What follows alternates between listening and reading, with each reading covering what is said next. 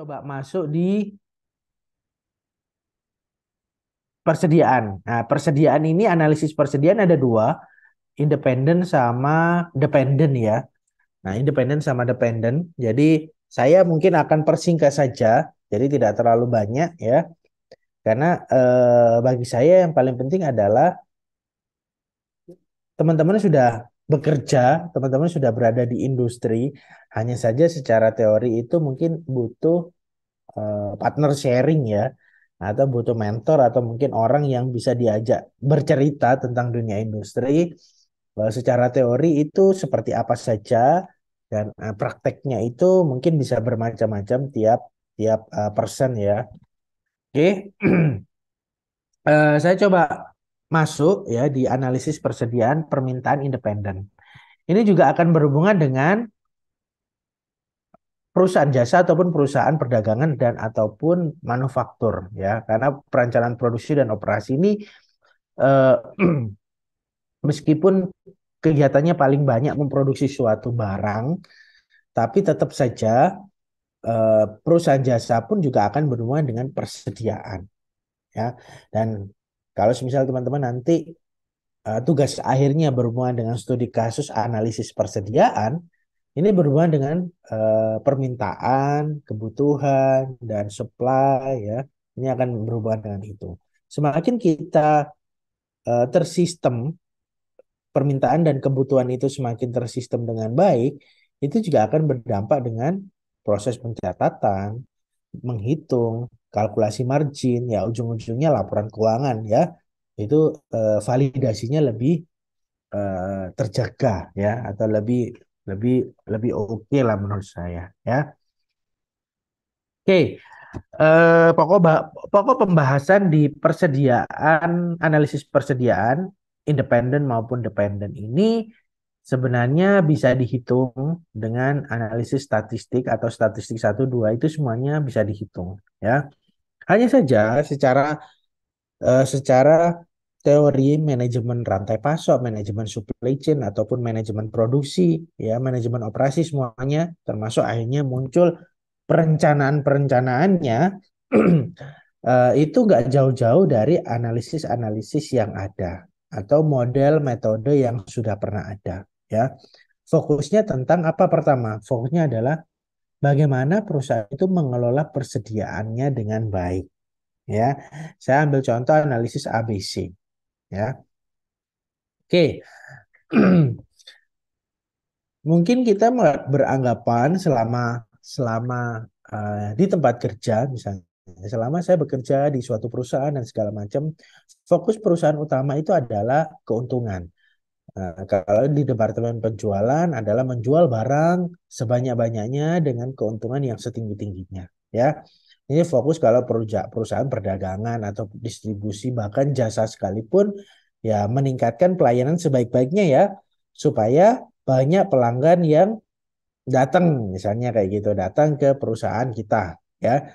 Lalu bagaimana dengan konsep-konsep persediaan ya? Kita tahu persediaan itu 40%-nya itu dari modal ya, dari modal atau dari investasi pengelola pengelola ya atau pemilik. Tapi 40%-nya itu masih berbentuk barang mentah ataupun barang yang belum jadi keuntungan, itu juga akan jadi kekurangan tersendiri teman-teman ya. Jadi itu akan jadi minus ya, bisa dibilang ada minus, ada kekurangan yang mungkin kalau perusahaan itu mengelola persediaannya itu dengan baik, 40% ini ya hanya lewat saja. Jadi nggak akan jadi stok, nggak akan jadi barang mungkin ngendon ya. Jadi satu hari, dua hari, tiga hari kalau itu masih berbentuk barang, itu ya secara secara sistem manajemen pengelolaan ya itu lemah ya. Tapi kalau 40% ini tidak berbentuk barang tapi sudah berbentuk apa modal ya itu juga pasti akan mengalami kelemahan juga. Kok punya uang banyak tapi nggak diputer untuk kegiatan yang lainnya ya. Beda cerita kalau semisal distribusinya itu semuanya itu ada persentasenya rata-rata 5%. 5%, 10%. Jadi persediaannya 5 sampai 10% itu perputarannya cepat ya. Bahkan di gudang pun 5-10%. Jadi kembali lagi ke perusahaan berbentuk pembayaran. Ya, jadi makanya kan ada termin pembayaran ketika perusahaan mendistribusikan barang ya ke konsumen, ya itu langsung segera, ya contoh misal 60-40, 60 cash, 40 termin. Nah, ini kalau perusahaannya misal berkegiatan dengan job order berdasarkan pesanan, nah ini juga akan berhubungan dengan cash flow perusahaan juga, ya. Nah, tapi di sini kan saya fokusnya tidak membahas tentang arus kas, ya, tapi saya fokusnya tentang analisis persediaan, ya.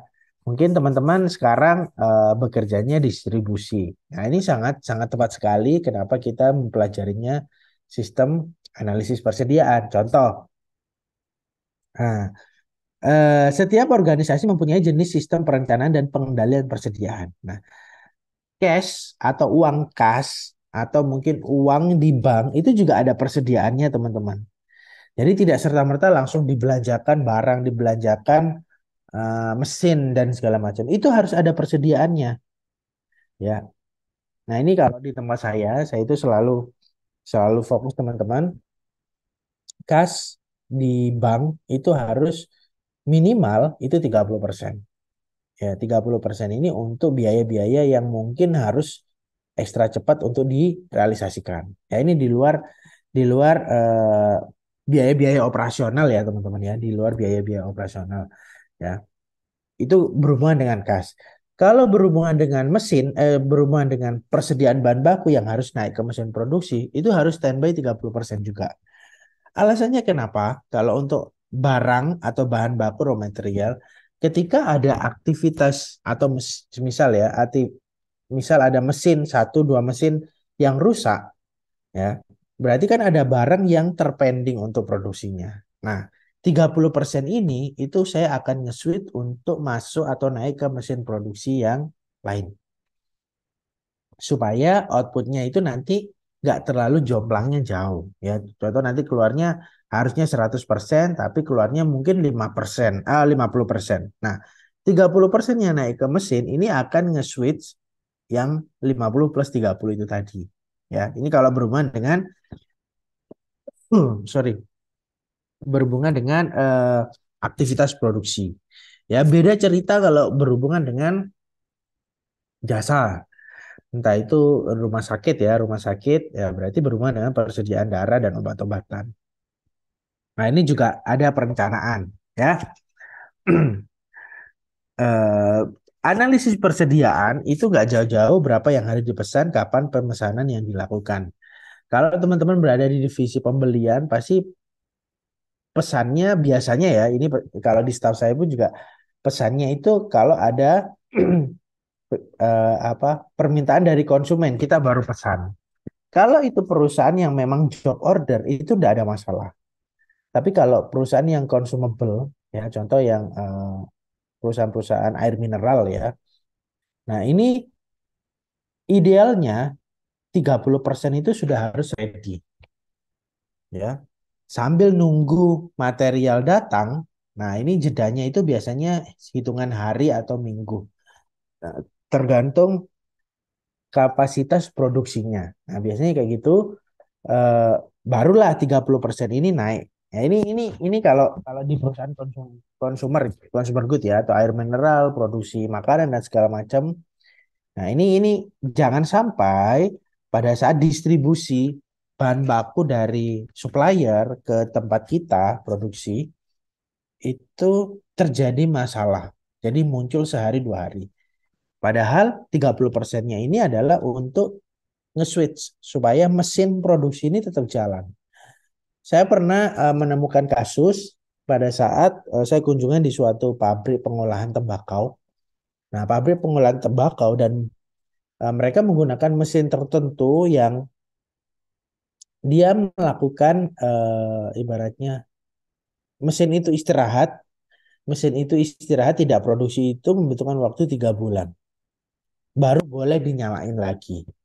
Nah, kalau semisal 3 bulan itu tidak ada aktivitas pekerjaan di produksi, otomatis kan perusahaan nggak perlu bayar gaji karyawan produksi tersebut. Nah, ini berhubungan dengan kapan atau berapa banyak bahan baku yang dipesan untuk diproduksi selama sisa bulan tersebut. 9 bulan itu produksi, 3 bulan ini off. Jangan sampai 3 bulan tersebut kita malah baru datang nih bahan bakunya. Padahal sudah off nih mesinnya. Nah, ini berhubungan dengan analisis persediaan. Ini saya waktu itu kunjungan di suatu pabrik pengolahan tembakau. Dia bukan pabrik rokok ya, tapi pengolahan tembakau ya. Outputnya adalah tembakau itu bisa dijadikan bahan baku untuk bikin rokok atau mungkin bahan baku untuk campuran kosmetik atau mungkin bahan baku untuk produksi apa komponen lainnya termasuk kayak apa ya etanol ya segala macam. Nah, itu kan juga dari proses pengolahan tembakau ya. Jadi yang belakangnya 0000 ya etanol, alkohol atau apa metanol, etanol ya itu ya. Nah, ini dari pengolahan tembakaunya. Jadi perusahaan tembakau itu hampir semuanya punya perkebunan tembakau ya. Jadi hampir semuanya. Jadi kalau misal pabrik rokok itu biasanya pabrik rokok itu nggak seharus punya perkebunan tembakau karena mereka bisa aja ngambil tembakau setengah jadi yang sudah diolah setengah jadi di berbagai jenis perusahaan tembakau. Mereka tinggal produksi aja sendiri rokoknya, yang dikasih saus lah atau segala macam. Ya, ini fokusnya kita di analisis persediaan itu khususnya uh, independen ya, nggak tergantung. Oke, nanti teman-teman sambil baca-baca juga tentang fungsi persediaan itu sebenarnya untuk apa. Intinya, semua aktivitas bisnis baik itu produksi, jasa maupun distribusi itu nggak jauh-jauh dengan kata efisiensi dan efektif. Ya, contoh misal kalau kita pesan barang atau bahan baku yang terlalu berlebih, otomatis kan nggak efisien. Ya, kita harus nyiapin space untuk nyimpen bahan baku tersebut. Tambahlah biaya, nggak efisien kan? Ya, secara bisnis ya nggak efektif juga. Ya, semuanya harus pas. Nah, pasnya itu ya tergantung persentase, tergantung kemampuan perusahaan, tergantung kemampuan mesin itu memproduksi suatu barang. Nah, itu semuanya kembali ke itu, ya. Fungsi produksi, jenis persediaan pun juga akan berbeda-beda. Contoh seperti bahan mentah dalam proses. Nah, kalau mentah ini yang benar-benar masih mentah. Contoh kalau di perusahaan tembakau, bahan mentahnya itu apa? Ya tembakau dari dari dari petani. Nah, ini kan masih mentah, diolah lah jadi barang setengah jadi, belum jadi rokok ya. Ini barang mentah. Dalam proses. Nah, dalam proses ini adalah yang masih di mesin produksi.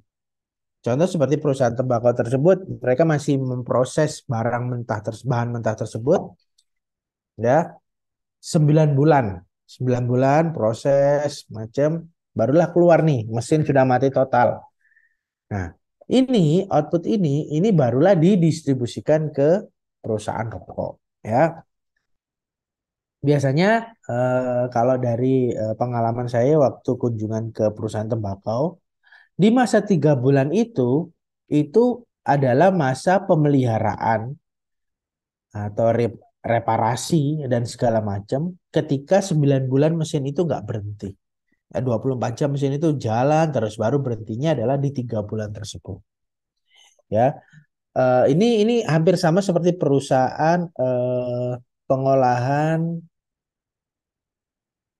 coklat ya.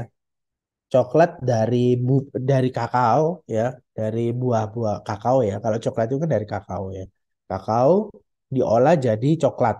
Ya, entah itu bentuknya pasta, entah itu bentuknya serbuk, yang penting belum jadi coklat konsumsi ya. Masih berbentuk kakao jadi coklat ya. Kan coklat itu kan macam-macam ya, bisa dikonsumsi, bisa jadi campuran kosmetik dan segala macam. Nah, ini juga kasusnya sama seperti perusahaan tembakau tersebut, teman-teman ya, pabrik tembakau. Jadi ada mesin yang memang membutuhkan suhu panas stabil.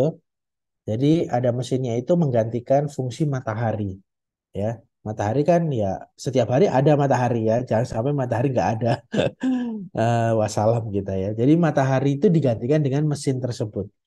Jadi panasnya, suhunya, temperaturnya, semuanya itu ditata sedemikian rupa supaya bahan baku atau bahan mentah tadi, entah itu tembakau, entah itu kakao, itu melewati proses di mesin tersebut sehingga outputnya adalah jadi barang setengah jadi, ya, ya, barang setengah jadi. Nah, ini hampir semua perusahaan yang membutuhkan panas buatan. Nah, kalau kalau kalau kalau apa padi dijemur, ya ada lah ya lahannya bisa menggunakan matahari. Tapi kalau kayak tembakau, kalau kayak kakao, ya itu kan kalau di dijemur di lahan, ya itu butuh berapa banyak hektar lahan yang bisa menjemur si bahan mentah tersebut. Makanya ada mesin produksi itu yang di-create supaya muncul aktivitas produksi yang efisien dan efektif. Tuh, ini berhubungan dengan persediaan juga, teman-teman. Ya, nanti sambil dibaca-baca ya, nanti sambil dibaca-baca yang berhubungan dengan analisis persediaan, baik itu independen maupun dependen, ya. Oke, nah di manajemen persediaan khususnya di dependen ini ada analisis ABC. Ini berhubungan dengan pengelompokan persediaan. Ya, ini berbeda produk, berbeda perlakuan. Berbeda keakurasian persediaan itu juga akan berbeda perlakuan juga, ya. Nah, sederhananya analisis ABC itu seperti ini, teman-teman. A, volume uang persediaannya 70 hingga 80%. B, volume uang persediaannya 15-20%. C, volume uang persediaan rendah kurang 5%. Ya. Di di tempat saya, karena memang bukan perusahaan yang consumable produknya, jadi tidak dikonsumsi setiap hari. Jadi saya itu berada di kelas B, ya. Jadi volume uang persediaan, jadi menyediakan material dan segala macam itu di kisaran ini, 15-20, ya. Jadi ya tidak lebih dari 30% lah kalau saya itu di antara itu. Nah, ini eh,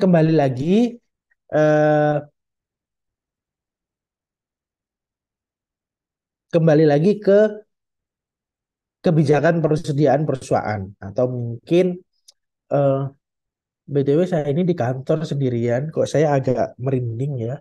Ini baru pertama kali saya lembur. Temani saya ya beberapa menit ke depan. Kalau enggak saya pasti akan selesai ini 5 menit lagi. Ya. Oke, ya sudahlah lupakan. Oke, teman-teman, ada yang mau ditanyakan? Mohon maaf ya. Ada yang mau ditanyakan? Silakan, mungkin ada yang mau ditanyakan Eh, terkait iya. Bapak, nanti ya. untuk persediaan Pareto itu apakah yang first in first out itu, Pak? Oh, beda. Persediaan Pareto itu Atau yang eh, segitiga itu, Pak? beda, beda, beda, beda. First in, first out itu kan sama dengan FIFO LIFO ya. Jadi barang ini berhubungan dengan ya sama persediaan juga, tapi ini berhubungan dengan item atau materialnya. Ya, kalau misal datang pertama, apakah langsung diproduksi terlebih dahulu? Selama itu persediaan yang consumable, itu nggak apa-apa jalan terus. Ya, jadi yang datang pertama diproduksi terakhir atau langsung diproduksi pertama. Ya, kalau semisal produk tersebut itu bukan produk yang consumable, jadi ketika ada permintaan, barulah kita produksi. Nah, bahan baku tersebut meskipun datang pertama, belum tentu akan diproduksi. Karena apa? Barang kedua, ketiga, keempat, atau mungkin datangnya itu terakhir, itu yang mungkin bisa diproduksi.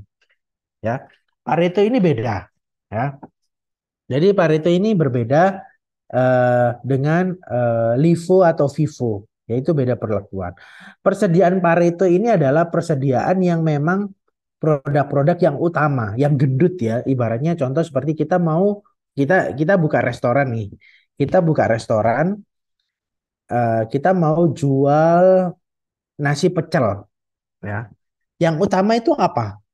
Nasi kan? Nah itu masuk kategori Pareto, persediaan Pareto. Jadi kalau misal jualan nasi pecel, nasinya nggak ada, itu bukan masuk kategori Pareto. Kan nggak mungkin orang jualan nasi pecel, nasinya nggak ada, pecelnya aja yang dijual sama sayurnya. Nah ini berarti bukan penjual nasi pecel, berarti penjual kerupuk pecel misalnya ya, ada kerupuknya, ada sayurnya, ada pecelnya. Nah berarti Paretonya itu ada di mana? Paretonya bisa jadi di bumbu pecelnya. Karena apa? Nasi bisa diganti ke sayur. Nasi diganti ke kerupuk. Atau nggak ada nasi, ada kerupuk boleh kok. Atau nggak ada nasi, nggak ada kerupuk, sayurnya aja boleh kok. Berarti Paretonya itu bisa ke pecel. Kalau itu memang pecel pincuk ya. Tapi kalau nasi pecel, berarti ya nasinya itu. Ya, karena kan nasi pecel ada aja orang yang nggak mau bumbu pecel misalnya. Ada juga kan, ada mungkin mau sayurnya aja atau mungkin hanya tumpangnya saja tapi pecelnya nggak mau. Nah itu kan ada. Ya, jadi persediaan Pareto ini yang persediaan yang paling mendominasi dari suatu aktivitas produksi. Ya, kalau misal saya mau buka klinik kecantikan, klinik kecantikan nggak mungkin kan dokter yang ditempatkan di sana itu adalah dokter objin kan nggak mungkin. Karena fokusnya adalah kecantikan. Berarti dokter yang berhubungan dengan ahli bedah kecantikan misalnya ya. Ya itu yang ditempatkan di sana. Ya itu yang disupport secara secara edukasi, mungkin pengalaman-pengalaman dan segala macam itu. Karena kliniknya adalah fokusnya klinik kecantikan. Beda kalau misal klinik bersalin ya, klinik bersalin ya, persediaan Pak ya ini kalau saya bilang eh, kalau berhubungan sama jasa ya, jasa kalau perusahaan jasa itu berarti persediaan dokter di bidang kandungan objin ya itu yang lebih banyak ya porsinya ya. Jadi kalau misal ada yang datang ke klinik persalin tersebut ya ada beberapa opsi yang mereka bisa datangi ya. Dokter A, dokter B, dokter C ya. Nggak akan ketemu nih dokter kecantikan, nggak ada nih, nggak ada di sana atau dokter bedah nggak ada yang khusus yang menangani kecantikan karena memang beda itu ya. Pareto, persediaan Pareto. Oke teman-teman, agak enjoy ya ketika ada yang bertanya jadi saya agak lebih lebih fokus ya di kelas ini.